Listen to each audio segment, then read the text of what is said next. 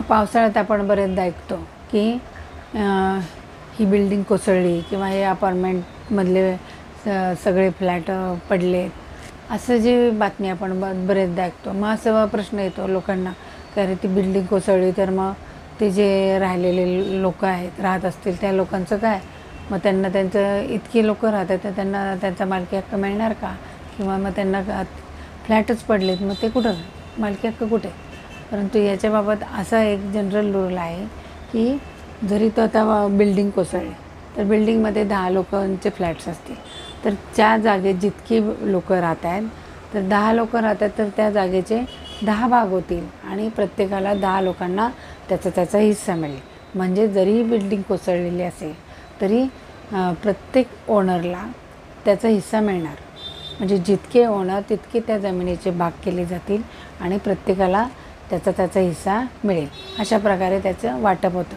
म्हणून जरी तुम्ही 10व्या मजल्यावर जरी राहत असलात तरीही तुम्हाला बिल्डिंग कोसळली तरी तितक्या जमिनीच्या तुकड्यावर तुमचा मालकी हक्क राहणार. परंतु आता आपण असं म्हणतो की समजा बिल्डिंग कोसळली आणि त्यांनी मग ते बांधणार कसे एवढे लोक? तर ते जर तुम्ही इन्शुरन्स काढलेला असेल, विमा कंपनी मग इन्शुरन्स काढलेले असल्यामुळं रिकन्स्ट्रक्ट करण्यासाठी त्याला पैसे देते आणि ती परत तेवढी बिल्डिंग उभी राहू शकते.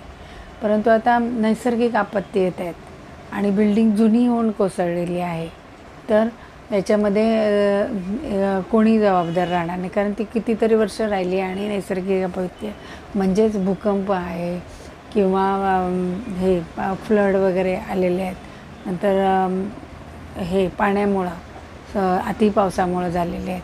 तर असे काही नैसर्गिक आपत्तीमुळं झालेलं असेल तर त्याला काही कोणी जबाबदार राहणार नाही. तर विमा काढला असेल तर तुम्हाला ती विमा कंपनी रिकन्स्ट्रक्ट करायला मदत करेल.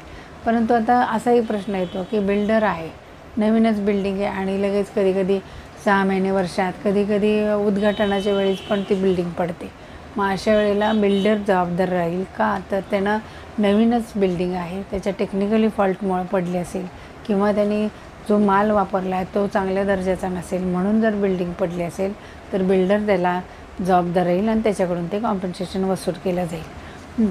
आणि याच्यामध्ये बिल्डरची जबाबदारी झाली. परंतु आता हे तिथं जे ओनर आहेत तर ओनर्स असतील तर ओनरशिप त्यांचा राईट कायम राहील.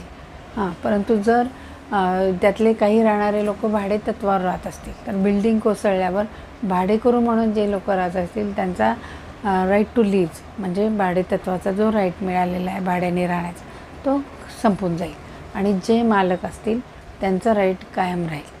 तर अशा प्रकारे आपण हे बघितलं की समजा जरी बिल्डिंग कोसळली तरी मालकी हक्क त्याच्यावर कायम राहतो. त्या जमिनीचा त्याच्या वाट्याची जी जमीन आहे त्याच्यावर तो मालक म्हणून राहतो. आणि बिल्डरचं जे असेल तर बिल्डरचा चूक असेल तर बिल्डरला त्याचं कॉम्पन्सेशन द्यावं लागेल.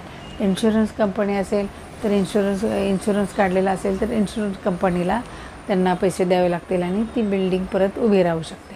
तर अशा प्रकारे जरीही बिल्डिंग कोसळली पावसामुळे किंवा ह्याच्यामुळे नैसर्गिक आपत्तीमुळे तरीही ते मालक जे असतील त्या फ्लॅटचे त्यांना त्यांचा राईट साबूत राहणार आहे, सुरक्षित राहणार.